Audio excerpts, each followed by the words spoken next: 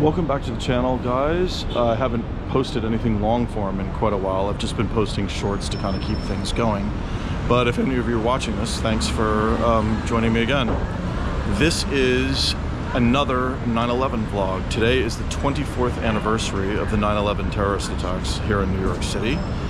And I'm going to start with a little bit of a personal story that's actually sort of related in a way.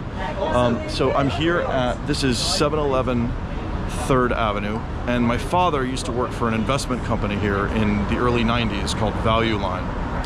And we lived in the suburbs north of city limits in Westchester County in New York State. And on February 26, 1993, my father was working here in this building. And I came home from school and I turned on the television, and all over the news was that there had been a bombing at the World Trade Center in Lower Manhattan that day. There had been a truck bomb that had been detonated in the garage. So I called my father here in Midtown, and I just wanted to make sure that he was okay, and I wanted to know what was going on. And he told me that he could feel the reverberations of the truck bomb in his office.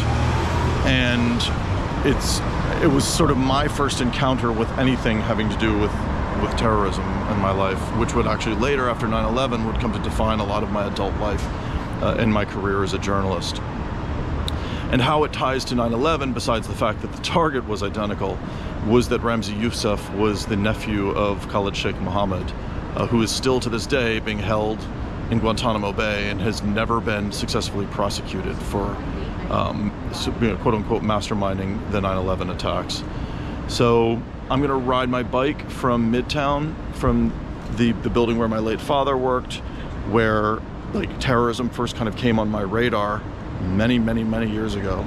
And I'm gonna go downtown and just go to Ground Zero, as we used to call it. And now it's just simply known as the World Trade Center. So join me on this little journey. As someone who experienced 9/11 firsthand here in New York City, it's in no way an abstraction. And it's like, as long as I'm here, I feel like I have to go to Ground Zero on this day, even if it's just at the very end of the day. It's like, it's hard to explain. I feel like I just kind of, I have to be there. And I did, in 2011, I actually published a 10-year retrospective of Ground Zero from September 11th, 2001, the day of the attack, to the 10th anniversary ceremony with the Obamas and Bushes and so forth, and where I actually was accredited by then Mayor Bloomberg's office to be in the press pen at the World Trade Center site.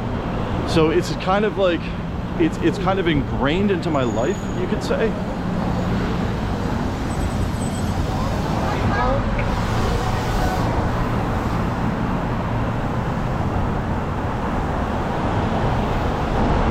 And for me, 9/11 is kind of synonymous with New York, and for ways that if you don't live here or you're not from here, you might not necessarily expect. But part of it is because, the attacks that brought so much death and destruction to our city also basically paved the way, advertently or inadvertently, for the wave of gentrification where New York is now, where there's this deep affordability crisis and one of the lowest apartment vacancy rates in history, besides the aberration 5 years ago, the COVID pandemic, when people had the means left.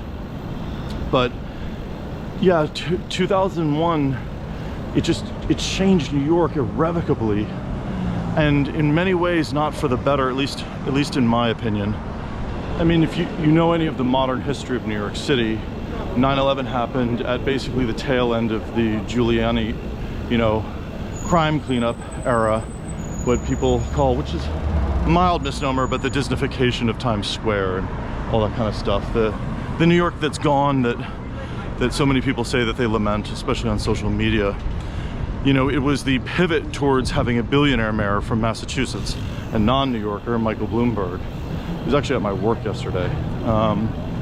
And his vision of New York City was that basically the way to bring about law and order wasn't through broken windows theory, which was popular during the Giuliani era, which is that if you addressed quality of life issues such as graffiti, broken windows, urinating in public, that kind of thing, that eventually if you fix all the small crimes, it would make the city a less permissive environment in terms of law enforcement to tackle bigger crimes. There was kind of this idea that maybe the murder rate would eventually go down if you improved quality of life and actually enforced existing laws.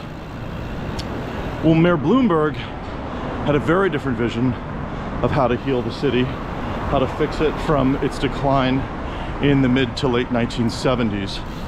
And his idea was that if you built tons of luxury housing and you basically had a wealth inflight into the city, that there'd be kind of a trickle-down economic type dynamic where there might be less homeless people somehow if you built more glass box towers.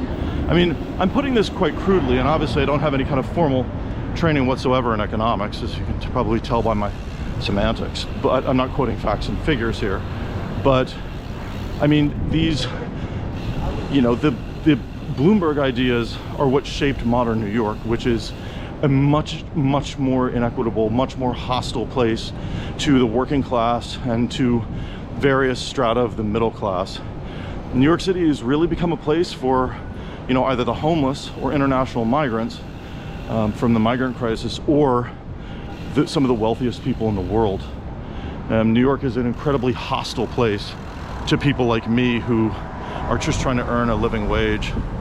So, you know, 9/11 attacks, as far as the 19 hijackers from Saudi Arabia, Lebanon, the UAE, and Egypt, you know, their hostility towards the United States wasn't about American troops in Saudi Arabia or, you know, female American soldiers wearing t-shirts on a base or whatever. No, it was all about Israel. It was always about the United States, quote unquote, unshakable bond with Israel. That was the inspiration for 9/11, because the United States support of Israel, having Israel as sort of a proxy state that in many ways, it sort of seems, especially in today's dynamic where Israel's the most hawkish it's ever been, you know, Israel is now in a deeply offensive posture as opposed to a defensive one on October 7th, 2023.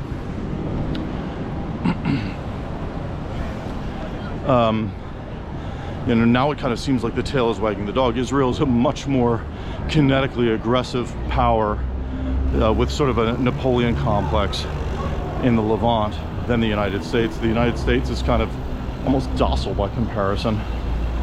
In many ways, the city that I've called home for 30 odd years is almost unrecognizable. I mean, even like, say, Union Square here, where I have like so many memories, especially from my like 20s and 30s. A lot of New York City just today feels like a vestige of what it once was. It's almost like a city filled with ghost architecture and cheap glass box, you know, super tall skyscrapers. It's just a much less friendly place than it was.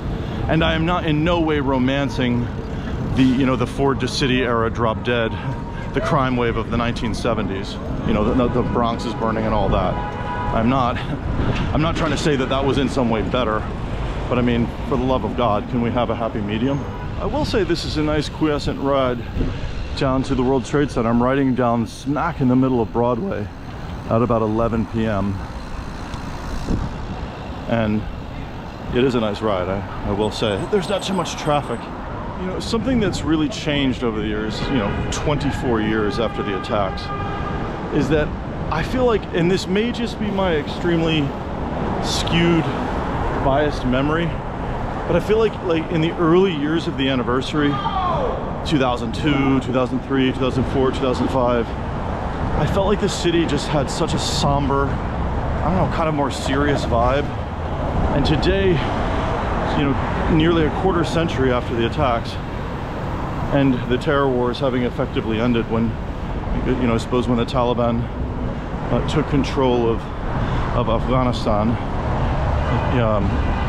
in the late stage of the pandemic, that 9/11, you know, the more time goes by, it's more of an abstraction. And there's almost less opposition to, you know, crackpot conspiracy theorists type people or conspiracy theories themselves, just because so much time has gone by and so much internet. Now, I don't know if you can see these in the GoPro, but the towers of light are just starting to appear in lower Manhattan. And that's what we're going to see. That's where I'm taking you guys on this little journey.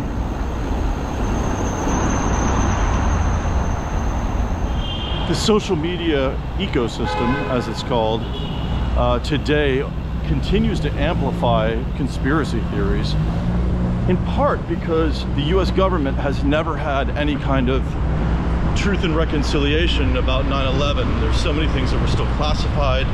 There were so many people from Saudi Arabia that were allowed to flee the United States unhindered, who are alive and well in Saudi Arabia today. You know, there's never been, and Guantanamo has obviously been a complete disaster, as many of you have been following what's going on down there. The military tribunal thing just never worked, and waterboarding totally backfired because information gathered under torture basically nullifies it. So that's why, like, Khalid Sheikh Mohammed and the other detainees that are still there, people that are like directly related to 9/11, rather than, you know, some Afghan farmers in a land feud that were there in the early days of the terror wars.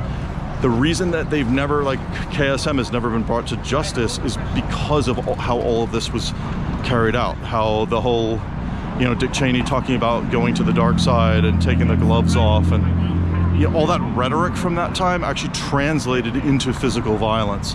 It translated into CIA black sites and torture. That was the dark side. The dark side was a physical place. It wasn't just a euphemism by the American vice president at the time. It was an actual place in Thailand, and, you know, an actual place in Poland and Romania, and, you know, and other places. Black sites were all over the world. There were, you know, there was the dark prison and all these, you know, the torture sites were, they actually had two sets of names. They actually had nicknames in the beginning. So like the Thai black site, which is where Abu Zubaydah was waterboarded, was called Cat Eyes. And then I think the CIA, who was running the facility at the time, somehow decided that that was politically incorrect, despite the fact that they were torturing suspects. And so funnily, I've always found this kind of ironic that the black sites, as they were known, were color-coded. So Cat Eyes became known as Detention Site Green in CIA speak, and all the black sites were all given color names. I always thought that was kind of funny. So now we are officially deep into lower Manhattan. We're actually approaching the site of One World Trade Center and the former Twin Towers. It's nice and quiet down here. Obviously, you know, I don't get up early in the morning like I used to, and, you know, hear them when they read out the names and shoot photos of the family members of the victims. I did that for many, many years when I was documenting Ground Zero year after year for the 10-year project I mentioned earlier.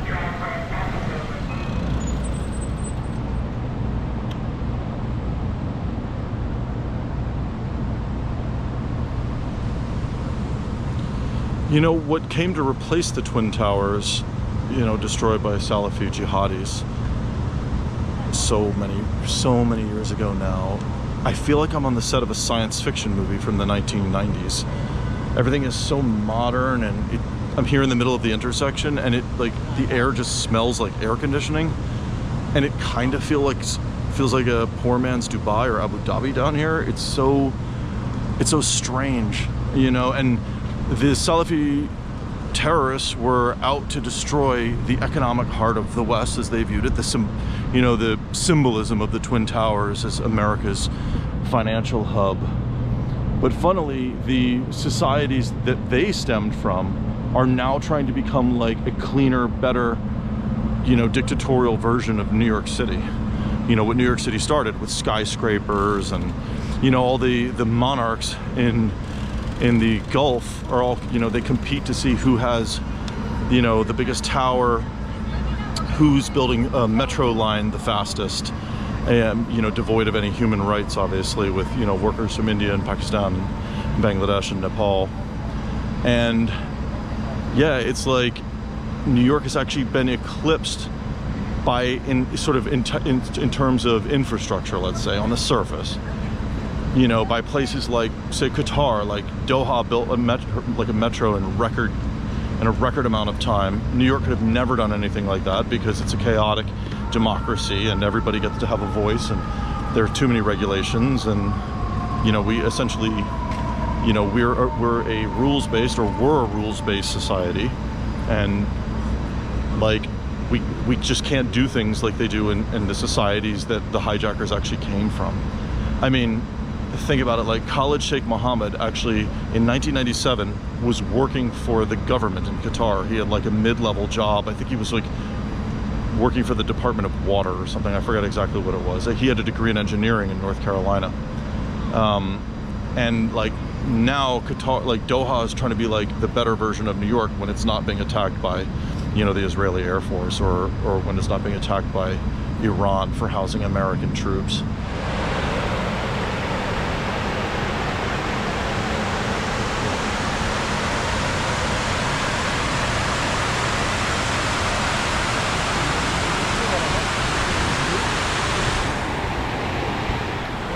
"24 years ago, after the towers collapsed, I was staying at my family's home in the Carroll Gardens neighborhood in Brooklyn. And, 9/11 inadvertently kind of kicked off my journalism, what would become my journalism career, basically. But in those days, I was only interested in being a photographer. I was primarily interested in ancient architecture, hence the name of this channel, Fabled City, and landscapes. But landscapes in dangerous places, Afghanistan, Iraq, monuments in those places, or even just kind of forlorn cut-off places like Iran or parts of the former Soviet Union, Turkmenistan or whatever. So when the attacks first happened, my instinct wasn't to grab my camera. It didn't even occur to me to come down and photograph the destruction and the pure devastation, the pollution, the toxins, everything. I actually grabbed my bike and I was able to get to the footpath on the Brooklyn Bridge before the New York Police Department had thought to even shut it off. In the early part of the day, they didn't even have the resources to do that. And so basically I came down here and there were no living victims. There were no people. I couldn't hear anybody crying from underneath the rubble. It didn't seem like anybody, survived the attack. All there was smoking pile of rubble. And it was then that once I was here and I saw how powerful it was and how dark it was visually, that I decided to basically race home on my mountain bike to Brooklyn, back over the bridge, and grab my camera. And then when I returned to the foot of the bridge, the NYPD had shut it off, and there was no way to get to Lower Manhattan. So basically, I photographed the aftermath of 9/11, which I'll put some photos here in the edit so you can see. But from basically essentially downtown Brooklyn / Dumbo, I documented what happened, how it looked later in the day. And I actually have a friend named Jason Florio, who's an English photographer who lived in New York for many years. And he was already an established photojournalist, and he'd been working he'd been doing some stuff in Thailand, and he'd been in Afghanistan actually just before 9/11. I think Jason shot the last photos of Ahmed Shah Massoud, which ended up appearing in a John Lee Anderson article in the New Yorker magazine. And so Jason had already done some legit photojournalism. He'd already been to a lot of sketchy places with his camera. So he came down here and he photographed it immediately, but I didn't even think to, because my original interest in photography and writing was more about storytelling and kind of broader history and geopolitics, I guess you could say. It wasn't, I wasn't interested in conflict journalism per se, but when I wanted to go to Afghanistan to just document its landscape and people, and I was trying to interact with the Taliban, who had an office in Flushing, Queens at the time, because they were lobbying the United Nations to be recognized as the rightful rulers of Afghanistan, rather than the government that was run by President Rabbani, known as the Islamic State of Afghanistan. The Taliban called themselves the Islamic Emirate. Sorry, not to get too much in the weeds about that kind of thing, but yeah, I wasn't interested in sort of flying bullet stuff when I first got into that, but it basically gradually morphed into that, all the way to the war against the Islamic State and all that kind of stuff. So we ended up actually getting there just in time. Everyone was getting kicked out of former Ground Zero, and now we're going to go towards the Towers of Light and get kind of an up-close view. So I'm going to get into a little bit of a personal anecdote, but right here is O'Hara's bar, which is a firefighter bar, and this is the fire station right here next to Ground Zero. And I had a girlfriend at the time who actually lived directly above this bar, and it was through that relationship that I had so much access to a lot of the 9/11 memorials, because I could basically wake up, could stay the night in her apartment. I'd wake up, just grab my camera and walk outside. There'd be bagpipers playing here. There was all the pageantry and the solemnness and the moments of silence over the years, and this bar has always been this super bustling thing. And it's funny, 24 years later, there's still that bond, like the brotherhood of the fire department of New York. And it's interesting to see that it's still so totally a thing.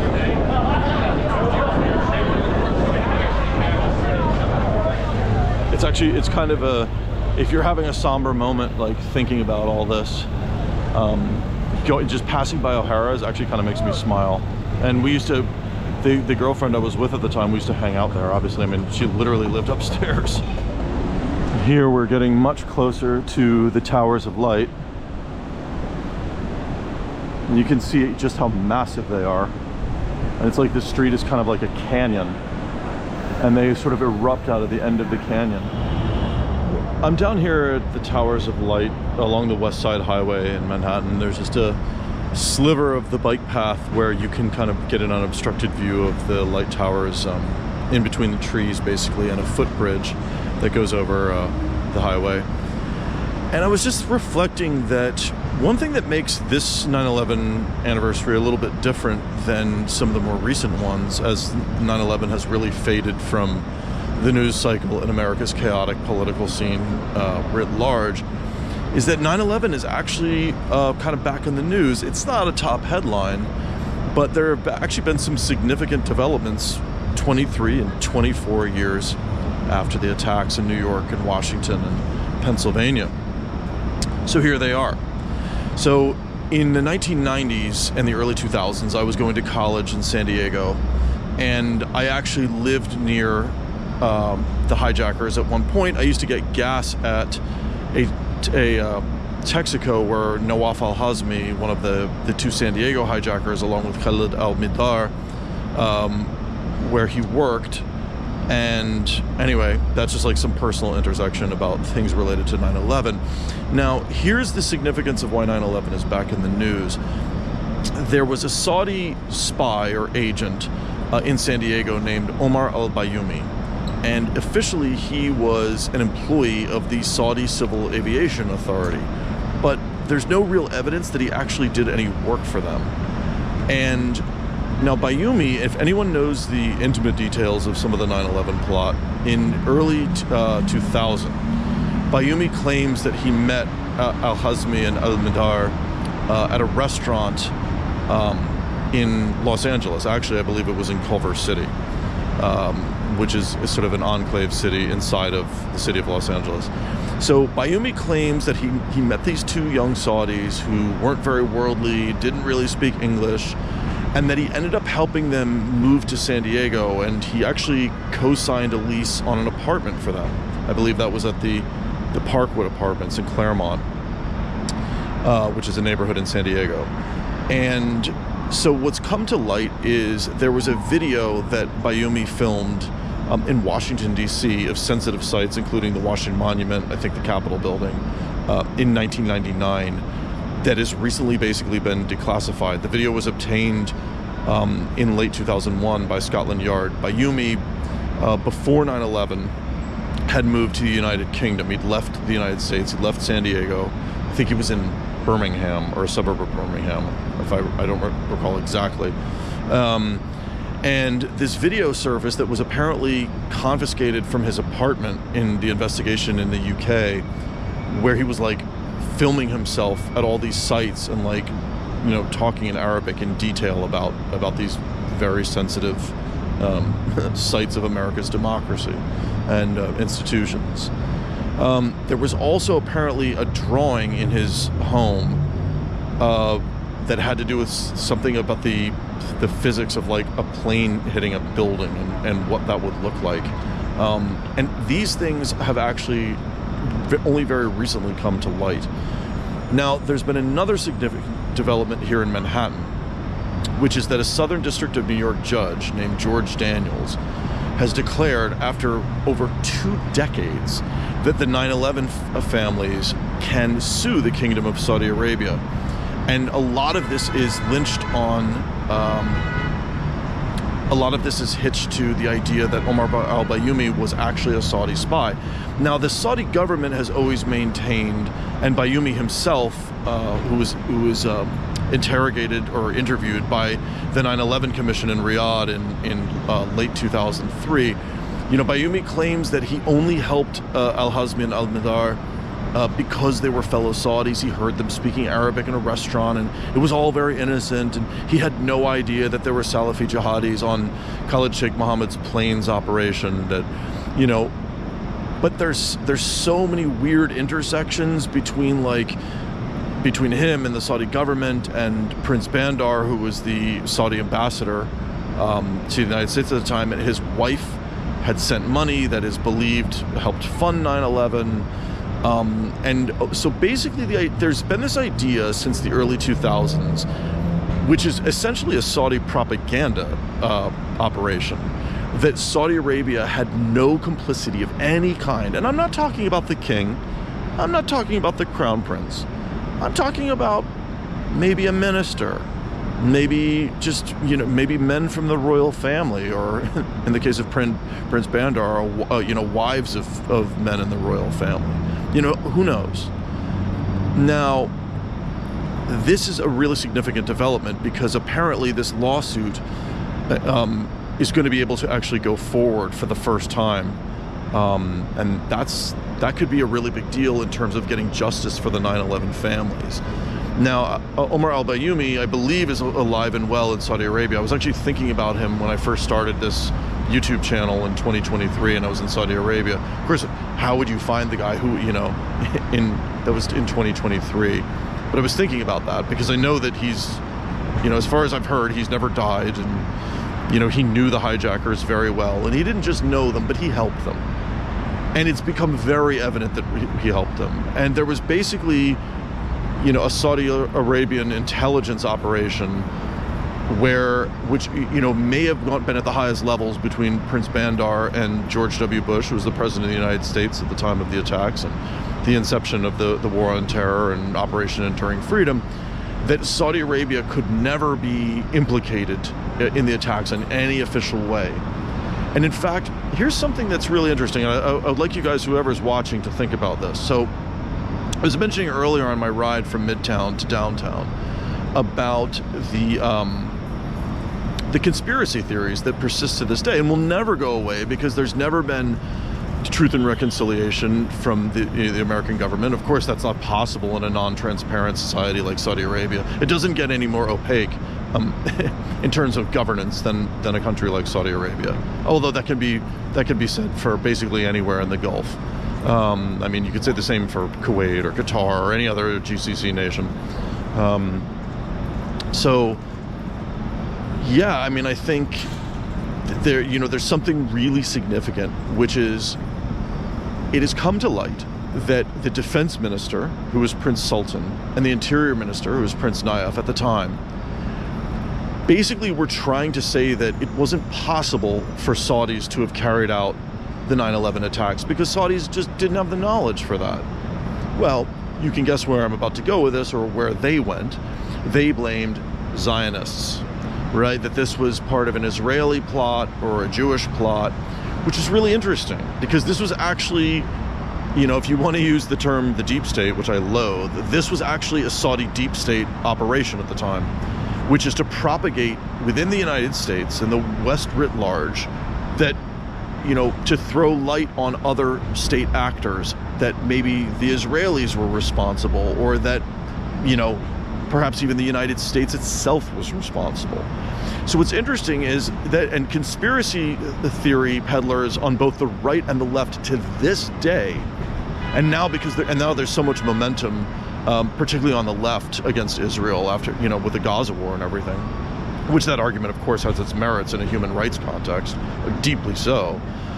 But there's so many people on both the right and the left in the United States and the broader West to this day who don't realize they're actually regurgitating this idea that was that was first propagated by the highest ranking members of the Saudi royal family. I mean, Sultan and Nayef, they were larger than life figures in a Saudi political context. So there's a lot actually coming to light, you know, well before the 25th anniversary of 9/11. And I think these things are really important. And I don't think that 9/11 should be swept under the rug. I don't think it's something that should be forgotten about. And I don't mean that in terms of a bumper sticker like 9/11 Never Forget, or, you know, a mural in Outer Borough, New York City, as much as I love all that kind of stuff myself. But I mean, this story is not over, and the mystery still persists. Justice has still not been done for the families of the victims. And I think there's a lot left to be said, and I think there's, you know, so let's see if this trial goes ahead. I'll be really interested to see if Saudi Arabia, I don't think anything's really going to come of it. I don't think they're going to, you know, the United States has no extradition treaty with the kingdom. So Bayoumi is not going to be extradited from Riyadh or wherever he is to here in Manhattan to stand trial. That's never going to happen. But anyway, guys, listen, I know this has been a long vlog, but I want to thank you for watching. If you like this kind of content, please like and subscribe, and I really appreciate your viewing. See you in the next one.